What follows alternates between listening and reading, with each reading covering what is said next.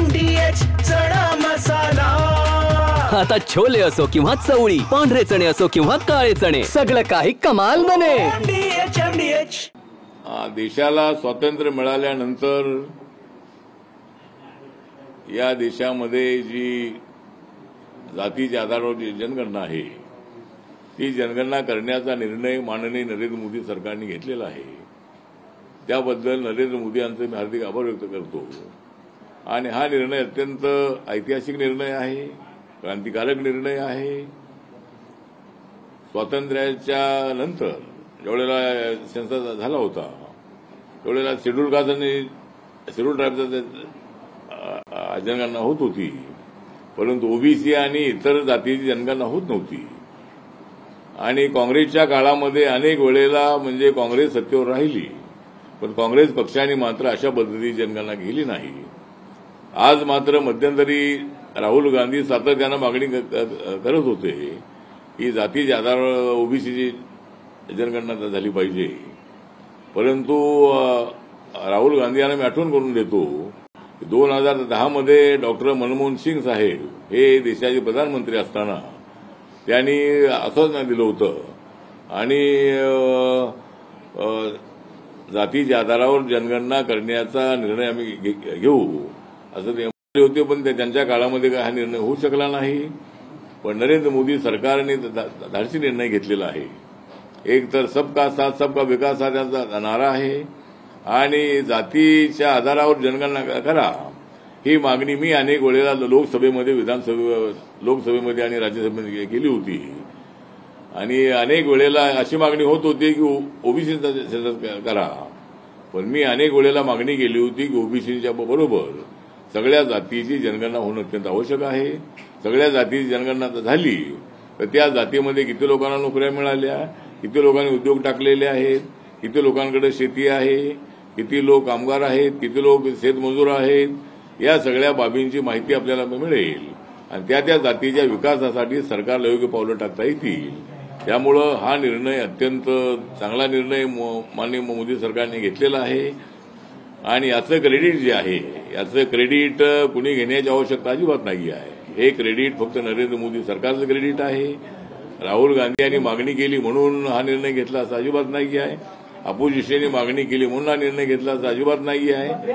आणि म्हणून मला असं वाटतं की विरोधकांनी याचं संबंधामध्ये क्रेडिट घेऊ नये, पण सगळ्या विरोधकांनी सुद्धा या निर्णयाचं स्वागत केलेलं आहे। आणि हा जो सेन्सस आहे हा जातीच्या आधारावर झाल्यामुळं प्रत्येक जाती महाराष्ट्रामध्ये मराठा किती आहेत, ओबीसी किती आहेत, ब्राह्मण किती आहेत आणि इतर जाती ज्या आहेत लिंगायत किती आहेत, इतर जाती लोक किती आहेत याची सगळी माहिती आपल्याला मिळणार आहे। त्यामुळे हा निर्णय अत्यंत चांगला निर्णय आहे आणि मला असं वाटतं की माननीय नरेंद्र मोदींचे सर्वांनी आभार मानले पाहिजेत आणि त्यांनी अत्यंत चांगला निर्णय घेतलेला आहे। त्याचा फायदा कोणाकोणाला होणार आहे आणि ते विरोधक क्रेडिट घेण्याचा प्रयत्न करत आहेत, स्वतः राहुल गांधी अनेक वेळा त्यांनी सांगितलं। मला असं वाटतं की विरोधकांची मागणी असतेच, अनेक विषयावरती विरोधकांची मागणी असते, परंतु निर्णय घेण्याचा अधिकार सरकारला असतो। त्यामुळे याचं क्रेडिट जे आहे ते सरकारला मिळालं पाहिजे, पण आम्हाला क्रेडिटची आवश्यकता अजिबात नाही आहे। आम्ही टप्प्याटप्प्याने हा निर्णय घेतलेला आहे। आम्हाला 11 वर्ष होत आलेले आहेत, आम्ही सत्तेवर आहोत, पण नरेंद्र मोदींच्या काळामध्ये अनेक निर्णय झालेले आहेत आणि टप्प्याटप्प्याने निर्णय एक त्यांनी घेतलेला आहे। ते त्यांनी अत्यंत चांगली पावलं उचललेली आहेत। त्यामुळे क्रेडिटचा विषय अजिबात नाही आहे की क्रेडिट घेण्याचा प्रयत्न कोणी करू नये, परंतु निर्णय अत्यंत चांगला झालेला आहे। आणि याचा फायदा हाच आहे की मी अगोदर म्हणालो त्या पद्धतीनं प्रत्येक जातीचा जो आराखडा आहे, प्रत्येक जातीचा सर्व्हे जो आहे हा या माध्यमातून आपल्याला मिळेल आणि त्यांच्या डेव्हलपमेंटसाठी सरकारला पावलं उचलता येतील।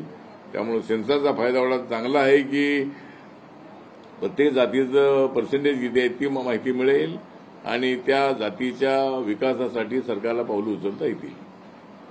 प्रकाश आंबेडकर असं म्हणतात की जातीय जनगणना हा फक्त दिखावा आहे, देशाच्या नागरिकांच्या डोळ्यात धूळ फेकण्याचा प्रयत्न आहे सरकारचा, असं आंबेडकर म्हणतात। मला वाटतं की प्रकाश आंबेडकर हे आमचे ज्येष्ठ नेते आहेत, बाबासाहेबांचे नातू आहेत, वंचित बहुजन आघाडीचे नेते आहेत। त्यांना प्रत्येकाला आपापलं मत मांडण्याचा अधिकार आहे, पण धूळ फेकण्याचा विषय अजिबात नाही आहे.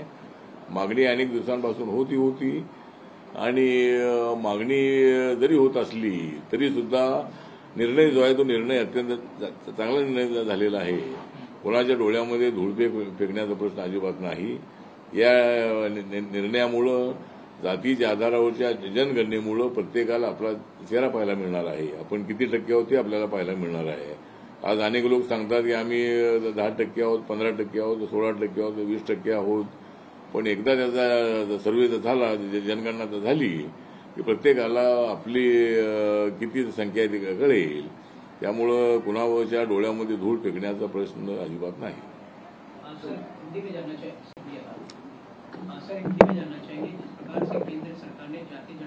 अब तो माननीय नरेंद्र मोदी सरकार ने, एनडीए सरकार ने एक बहुत ही बड़ा फैसला ले लिया है और इस फैसले से सारा देश खुश है. ये निर्णय ये है कि माननीय नरेंद्र मोदी सरकार ने जाति के आधार पर जनगणना करने का निर्णय लिया है और जाति के आधार पर जनगणना करने का निर्णय लेने से हर जाति का कितना परसेंटेज है, हर जाति में कितना डेवलपमेंट हुआ है, हर जाति के कितने लोगों को नौकरी मिली है, हर जाति के कितने लोगों के पास जमीन है, हर जाति में कितने लोग उद्योग क्षेत्र में है, तो इसकी पूरी जानकारी अपने को मिलेगी और उस जाति के डेवलपमेंट के लिए सरकार को कदम उठाने के लिए आसान होगा. इसीलिए जाति के आधार पर जनगणना से देश का बहुत बड़ा फायदा है. नरेंद्र मोदी जी का सबका साथ सबका विकास का नारा भी है, तो सबका विकास करने के लिए इस सेंसस का बहुत अच्छा उपयोग होगा. इसी तरह मुझे लगता है कि माननीय नरेंद्र मोदी जी का मैं आभार व्यक्त करता हूं रिपब्लिकन पार्टी ऑफ इंडिया की तरफ से, क्योंकि ये निर्णय बहुत बड़ा रिवोल्यूशनरी निर्णय है, हिस्टोरिकली निर्णय है और कांग्रेस के कार्यकाल में निर्णय नहीं हुआ था. कांग्रेस 75 साल तक सत्ता में रही, लेकिन कांग्रेस ने कभी जाति के आधार पर जनगणना करने का निर्णय लिया नहीं. लेकिन पहले से शेड्यूल कास्ट और शेड्यूल ट्राइब का जो सेंसस वो होता था, लेकिन बाकी की जातियों का ओबीसी और जनरल कैटेगरी का सेंसस नहीं होता था. लेकिन अभी नरेंद्र मोदी सरकार ने इस कदम को उठाया है और नरेंद्र मोदी जी ने बहुत बड़ा निर्णय ले लिया है. इसका क्रेडिट राहुल गांधी या अपोजिशन में लेने की बिल्कुल आवश्यकता नहीं है, क्योंकि उन्होंने मांग की इसलिए सरकार ने किया, ऐसा बिल्कुल नहीं है. जो कांग्रेस पार्टी की सरकार थी, डॉक्टर मनमोहन सिंह जी 2010 में अपने देश के प्रधानमंत्री थे, तब उन्होंने अनाउंस किया था कि हम जाति के आधार पर जनगणना करेंगे, लेकिन उन्होंने ये निर्णय नहीं लिया था. आखिर में माननीय नरेंद्र मोदी सरकार को निर्णय लेना पड़ा. कांग्रेस 75 साल तक सत्ता में रही, तब उन्होंने सेंसस नहीं किया था. इसलिए ये निर्णय लेने से पूरे देश का बहुत अच्छा फायदा है. हमारी जो पॉपुलेशन 140 करोड़ है, उसमें कौन कितना करोड़ है, कौन कितना लगभग लाखों की संख्या है, ये सब जानकारी मिलेगी. और इसमें विरोधी दलों ने क्रेडिट लेने की बिल्कुल आवश्यकता नहीं है. विरोधी लोगों ने मांग के इसलिए ये निर्णय नहीं हुआ है. नरेंद्र मोदी जी ये चाहते थे कि भाई ये अपने को सेंसस करना ही है, और नरेंद्र मोदी जी खुद ओबीसी कम्युनिटी के आते हैं और ओबीसी कम्युनिटी की हर बार मांग होती रही थी कि भाई हमारा सेंसस होना चाहिए, हम कितने परसेंटेज इसकी जानकारी होनी चाहिए. और ओबीसी में भी जो जातियां हैं उसमें भी हर जाति का परसेंटेज कितना है ये भी जानकारी मिलने वाली है. तो इसीलिए मुझे लगता है कि सेंसस का निर्णय बहुत बड़ा हिस्टोरिकल है, बहुत बड़ा अच्छा निर्णय है. इसलिए नरेंद्र मोदी जी का मैं इस्तेमाल करता हूं, उनका मैं आभार व्यक्त करता हूं, उनका मैं अभिनंदन करता हूं. सर, इस फैसले से अगर लागू होता है जाति जनगणना, तो किस तरह से कितना फायदा हो सकता है जाति जनगणना का लागू? नहीं, फायदा कितना होगा तो मतलब जिस तरह भी हर जाति का जब सर्वे हो जाएगा, जब जनगणना हो जाएगी, तो हर जाति का कितना विकास हुआ इसकी जानकारी मिलेगी. अभी शेड्यूल कास्ट में, शेड्यूल ट्राइब में रिजर्वेशन के कारण बहुत सारे लोगों को शिक्षा में भी रिजर्वेशन है, नौकरियों में भी रिजर्वेशन है. तो शेड्यूल कास्ट, शेड्यूल ट्राइब में भी अच्छी प्रगति हो रही है. वो तो अपने पास पूरा आंकड़े है ही है, लेकिन बाकी के समाज के आंकड़े अपने पास नहीं थे. और अभी सरकार ने 10% आरक्षण जो है ये इकोनॉमिकल सेक्शन को भी दे दिया है, ईडब्ल्यूएस को भी दे दिया है. इसीलिए जो एससी एसटी ओबीसी छोड़कर जो जातियां है, वो जातियों का भी मतलब जातियों को इसका फायदा होता है. तो इसका जनगणना का फायदा ये होगा कि हर जाति का कितना फायदा हुआ है, हर जाति को कितनी नौकरी मिली है, हर जाति के पास कितनी जमीन है, हर जाति के पास कितने मजदूर लोग हैं, तो इसकी जानकारी पूरी मिलेगी और सरकार को हर जाति का विकास करने के लिए कदम उठाने का मौका मिलेगा। तो ये मतलब इस संस्था का फायदा है। सरकार के इस फैसले के बाद क्रेडिट वॉर का गेम शुरू हो गया। इस फैसले के बाद क्रेडिट गेम शुरू हो गया। राहुल गांधी की पार्टी के राहुल गांधी क्रेडिट लेने की कोशिश कर रहे हैं इस फैसले के बाद। मुझे लगता है कि राहुल गांधी ऐसा कह रहे हैं कि 10 साल से पार्लियामेंट में ये टॉपिक में ही बात कर रहा हूँ, तो आज ये भाजपा ने किया, पर ये क्रेडिट सब मेरा जाता है। मुझे लगता है मैंने राहुल गांधी 10 साल से मांग कर रहे थे, लेकिन मैं 20-25 साल से मांग कर रहा था। मैं 1998 से मैं लोकसभा में था, तब भी मैंने ये मांग किया था कि भाई हमारा सेंसस होता है, शेड्यूल कास्ट शेड्यूल का होता है, लेकिन हर जाति का परसेंटेज कितना है इसके लिए सभी जाति का सेंसस होना चाहिए। सबसे पार्लियामेंट में मैंने मांग किया है, तो इसीलिए राहुल गांधी जी मांग कर रहे थे इसलिए सरकार निर्णय लिया, ऐसा नहीं है। मैं मांग कर रहा था इसलिए सरकार निर्णय लिया है। इसलिए मुझे लगता है कि राहुल गांधी ने क्रेडिट लेने की आवश्यकता बिल्कुल नहीं है, लेकिन क्रेडिट लेने की बात तो एक करते रहे, लेकिन एक क्रेडिट नरेंद्र मोदी जी को ही देना होगा। उन्होंने डेयरिंग किया है, उन्होंने ये निर्णय लिया है और उनका इसमें सबसे मतलब रोल इसमें है। सर ये पास होने के बाद राहुल गांधी सरकार के सामने 4 मांगे रखते हैं। जब एक फैसला सरकार ने किया उसके बाद राहुल गांधी 4 मांगे सरकार के सामने रखते हैं। वो कहते हैं कि सरकार जो है ये कब जल्द से जल्द ये जाति जनगणना कब लागू करेगी और 50% जो आरक्षण वो सीमा हटा दिया जाए और भी कई से मांगे। तो उन्होंने राहुल गांधी 4 प्रमुख मांगे रखी सरकार के सामने। मुझे लगता है कि 50% आरक्षण के संबंध में सुप्रीम कोर्ट का ही जजमेंट है कि भाई 50% के ऊपर आरक्षण नहीं होना चाहिए। इसीलिए बहुत बार इसके बारे में चर्चा हुई भी है, लेकिन जिस तरह हम सोचेंगे मतलब पार्लियामेंट को तो अधिकार ही है, लेकिन जिस तरह अभी 10% आरक्षण इकोनॉमिक सेक्शन को भी मिला है, तो सबके लिए आरक्षण मिला ही है। तो राहुल गांधी जी का जो कहना है कि भाई 50% को जो कट ऑफ ये है, तो उसको मतलब 50% से ज्यादा आरक्षण मिलना चाहिए, लेकिन अभी ऑलरेडी 50% के ऊपर आरक्षण ही है। 10% आरक्षण इकोनॉमिक सेक्शन का है, 49.5 SC/ST OBC का आरक्षण है, तो 59.5% आरक्षण अभी है ही है। और इसीलिए मुझे लगता है कि सब जाति को आरक्षण मिलता है। तो कट ऑफ डेट के बारे में क्या कर सकते हैं, क्योंकि सुप्रीम कोर्ट का उस पर मतलब सुप्रीम कोर्ट ने बोला है कि आरक्षण 50% के ऊपर नहीं होना चाहिए। इसलिए मुझे लगता है कि राहुल गांधी जी की मांगे तो होती रहती है, लेकिन निर्णय क्या लेना है वो हमारी सरकार लेगी। जनता के फायदे का निर्णय लेने का काम मोदी सरकार कर रही है और इसीलिए राहुल गांधी ने ज्यादा क्रेडिट लेने की बिल्कुल आवश्यकता नहीं है। सर बिहार में भी जाति जनगणना हुई थी और वहाँ पे बात हुई थी जिसकी जितनी भागीदारी उसकी उतनी हिस्सेदारी, और वहाँ पे ये भी बिहार में ये भी मांग उठी थी कि जो हिंदू की जनगणना हुई थी वहाँ पे, लेकिन जो मुस्लिम समाज है उसमें 72 फिरके उसमें भी कई जातियां हैं और जो क्रिश्चियन है उसमें भी कई जातियां हैं, उनकी भी जनगणना की मांग उठी थी, जैसे उसमें 15 समाज भी है। तो क्या यहाँ पे जो जनगणना होने वाली है, क्या इसमें भी जो है हिंदू के अलावा जो मुस्लिम समाज है और जो क्रिश्चियन समाज है उनकी भी जो जनगणना इसी तरह होगी? मतलब हाँ, तो जो सेंसस होगा तो सेंसस तो जाति और धर्म के आधारित होता ही है। तो पहले धर्म लिखा जाता है, जब हिंदू धर्म लिखा जाता है तो हिंदू धर्म में जो जाति व्यवस्था है, जो जातियां है तो जाति लिखते हैं। अगर मुस्लिम धर्म के हो तो मुस्लिम ही लिखते हैं, या दूसरे जो क्रिश्चियन है क्रिश्चियन लिखते हैं, लिंगायत लिखते हैं, जैन लिखते हैं, तो अपनी जो धर्म लिखते हैं। लेकिन उसमें मुझे लगता है कि भाई ये जिस तरह मुस्लिम कम्युनिटी ओबीसी में 80% मुस्लिम कम्युनिटी आती है और उनको रिजर्वेशन का फायदा मिलता है। 10% जो इकोनॉमिक सेक्शन को आरक्षण दिया है उसमें भी मुस्लिम है, उनको भी उसका फायदा होता है। तो मुस्लिम को अलग से आरक्षण दिए तो इसी तरह की मांग होती रहती है, तो उसमें कोई विवाद होता है। लेकिन ऑलरेडी 80% मुसलमानों को आरक्षण मिलता है, लेकिन क्रिश्चियन कम्युनिटी को आरक्षण नहीं मिलता है। लेकिन क्रिश्चियन कम्युनिटी को भी मतलब आगे क्या मदद की जा सकती है उसके बारे में विचार हो सकता है। लेकिन क्रिश्चियन कम्युनिटी के डेवलपमेंट के लिए भी कितनी क्रिश्चियन कम्युनिटी है इसका भी मतलब सेंसस होगा तो उनके लिए भी सरकार कदम उठा सकती है। सर जब बिहार में सर जब बिहार में जाति जनगणना हुई तो बात की गई कि वहाँ खुशहाली आएगी और लोगों को जाति के हिसाब से उनको जो है इसका फायदा मिलेगा, लेकिन जाति जनगणना के बाद बिहार में जो है इसका कोई फायदा दिखाई नहीं पड़ा, सिर्फ वो ठंडे बस्ते में चला गया है, उसको कोई असर दिखाई नहीं पड़ा।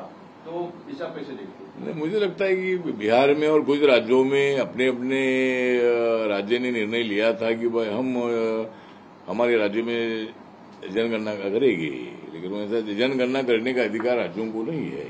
मतलब जनगणना करने का अधिकार है सेंसस का कमीशन को ही है। उसी तरह भारत सरकार ने अभी निर्णय ले लिया है। अभी राज्यों ने जो भी किया होगा तो ठीक है, लेकिन अभी पूरा ऑल इंडिया का जनगणना होगा उसमें। और बिहार में भी जिस तरह हुआ था, माननीय नीतीश कुमार सरकार ने भी निर्णय ले लिया था। तो अभी मुझे लगता है कि हर पूरा देश का सेंसस होगा तो राज्य के सेंसस तो उतना अर्थ नहीं रहेगा, लेकिन पूरा ऑल इंडिया का सेंसस होगा तो उसमें हर राज्य का भी सेंसस होगा। सर इसमें बात होती है कि जिसकी जितनी हिस्सेदारी उसकी उतनी भागीदारी, तो क्या इतना आसान है हिस्सेदारी को भागीदारी देना? हाँ, तो एक तो मैंने बहुत बार ये मांग किया था कि जब शेड्यूल कास्ट शेड्यूल ट्राइब के आरक्षण का विरोध होता था, इनको आरक्षण मिलता है, हमको नहीं मिलता है, तो मैंने बहुत बार ये मांग किया था कि भाई हमारे आरक्षण, हमारा जो आरक्षण है 15%, इस शेड्यूल कास्ट का पॉपुलेशन 15% है, इसलिए हमको आरक्षण मिलता है। और 7.5% पॉपुलेशन ट्राइबल का, इसलिए उनको उतना आरक्षण मिलता है। लेकिन ओबीसी का कालेलकर कमीशन के रिपोर्ट के माध्यम से 52% ओबीसी ऐसा मानते हैं, लेकिन एक्चुअली उसका तो सर्वे नहीं है। तो अभी सेंसस हो जाएगा तो भी मालूम हो जाएगा। तो मैंने एक बार ये भी मांग किया था कि भाई हमको हमारे पॉपुलेशन के हिसाब से आरक्षण मिलता है। तो ऐसा भी भविष्य में अगर ऐसा निर्णय होता है कि हर जाति का जितना परसेंटेज है उतना उनको हिस्सेदारी दीजिए, मतलब हर जाति का ब्राह्मण 3% है या 4% उनको दे दीजिए, मराठा परसेंट 15-20% उनको दे दीजिए। तो इसी तरह हमारा अगर ऐसा भविष्य में निर्णय होता है कि हर जाति के परसेंटेज के मुताबिक उनको रिजर्वेशन मिलना चाहिए, तो भी हमारा उसमें कोई ऑब्जेक्शन नहीं, क्योंकि हमारा हमको दे दो, बाकी का तुम ले लो, और तुम्हारे इसमें कोई अन्याय होना चाहिए ऐसा बिल्कुल नहीं है। इसलिए मुझे लगता है कि जिस तरह आपने पूछा है कि जितनी हिस्सेदारी उतनी भागीदारी, तो जरूर भविष्य में ऐसा निर्णय हो सकता है। सर आजादी के बाद ये जनगणना, आजादी के बाद ये जो है जाति जनगणना पहली बार हो रही है, आजादी से पहले हुआ था, और खुद इंदिरा गांधी ने कहा था कि जो जाति जनगणना है ये करना आवश्यक नहीं है, इससे कहीं न कहीं समाज में जो है बिखराव आएगा। और उसके बाद उसके उलट जब बिहार में हुआ था तब बीजेपी की तरफ से भी कुछ बातें कही गई थी नेताओं की तरफ से, अगर जाति जनगणना होती तो इससे समाज में जो है बिखराव आएगा, समाज में जो है जो भाईचारा खत्म होगा। क्या इसमें ऐसा कुछ देखा सकता है? मुझे लगता है कि भाई इंदिरा गांधी जी ने बोला होगा कि भाई जाति के आधार पर जनगणना होना ठीक नहीं है, लेकिन जिस तरह आर्टिकल 17 के मुताबिक जाति व्यवस्था खत्म हुई है, लेकिन समाज में जाति व्यवस्था है, जाति है। इसीलिए जिस तरह हिंदू समाज में जो जातियां है, मुस्लिम समाज में भी जातियां है, खाली बुद्धिस्ट और जैन में और क्रिश्चियन में जो जातियां, क्रिश्चियन कम्युनिटी में भी जो शेड्यूल कास्ट के क्रिश्चियन बने हैं, तो उनकी भी जातियां उधर है ही है। इसीलिए मुझे लगता है कि इसी तरह का सर्वे जो है, ये अभी जनगणना भारत सरकार ने निर्णय ले लिया है। इंदिरा गांधी भी ये नहीं कर पाई थी, या मतलब कांग्रेस पार्टी की सरकार नहीं कर पाई थी 75 सालों में, लेकिन माननीय मोदी सरकार ने एक बहुत ही बड़ा फैसला लिया है। वाह, काय आता मिळाली का चव? होय तर आता मिळाली खरी चव। MDH चंकी चाट मसाला, जीवनाला खऱ्या चवीचे रंग। असली मसाले साथ सच MDH